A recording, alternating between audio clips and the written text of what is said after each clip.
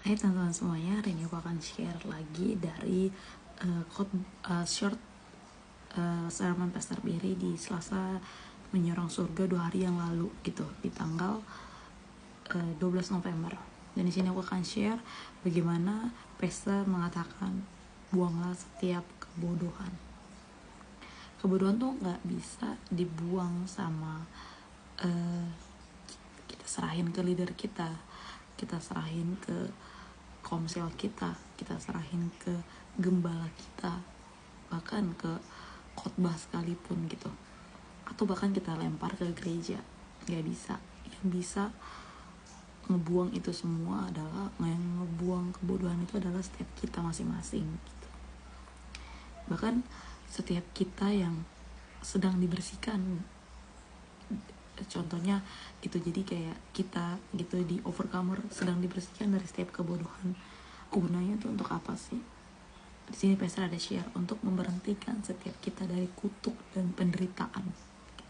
Bagaimana kebodohan itu melekat nggak hanya di anak-anak muda gitu, anak-anak yang mungkin banyak sedang mencari jati diri, tapi juga banyak ditemukan di beberapa orang tua gitu, beberapa orang-orang yang sudah dewasa dari segi umurnya gitu, tapi masih adanya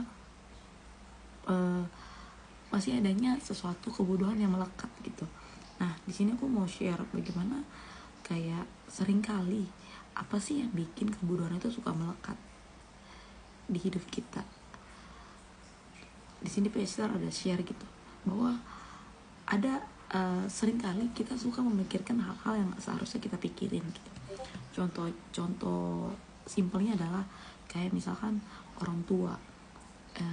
Jadi mungkin ada orang tua yang baru menikah dan memang baru mau program misalkan gitu ya, dia udah mikirin gimana nih nanti untuk anaknya, untuk sekolahnya, padahal kayak dia masih program, dia masih sedang menjalani sebuah kehamilan, tapi dia pikirannya udah jauh yang seharusnya nggak dipikirin. Dan seharusnya kekhawatiran itu nggak seharusnya saat itu dia pikirin, tapi malah apa dipikirin, akhirnya membuat kita menjadi bodoh, salah berpikir, salah melakukan sesuatu gitu.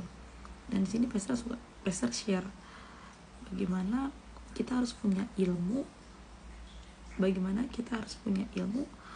belajar dari sebuah ilmu firman Tuhan yang mengatakan serahkanlah setiap kekhawatiranmu kepada Tuhan. Sangat simpel, tapi kita seringkali melakukan hal-hal yang sangat bodoh, hal-hal yang sangat simpel seharusnya nggak kita pikirin, tapi kita pikirin gitu. Bahkan firman Tuhan bilang apapun kita serahkan ke Tuhan gitu. Jadi apa yang kita lakukan dari kita datang doa, datang komsel, kita berdoa pagi di ladang jam 6 pagi, jam 5 pagi, aku percaya gitu bahwa gak ada yang sia-sia saudara. Semua akan mendatangkan setiap blessing dalam hidup kita sesuai dari hatinya Tuhan. So mau gak sih setiap kita tuh meletakkan semua apa yang kita khawatirin ke tangannya Tuhan.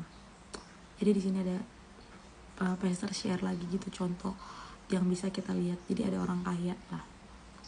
Orang kaya ini punya kekayaan kalau dihitung 70 miliar dolar. 70 juta dolar ya, salah. Bukan 70 miliar, 70 juta dolar. Jadi kalau dirupiahkan mungkin tuh udah kayak miliaran atau berapa triliun lah ya. Tapi orang kaya ini mengaku, orang kaya ini masih sangat-sangat khawatir gitu di tengah-tengah apapun yang dia punya dia bisa kan dapetin.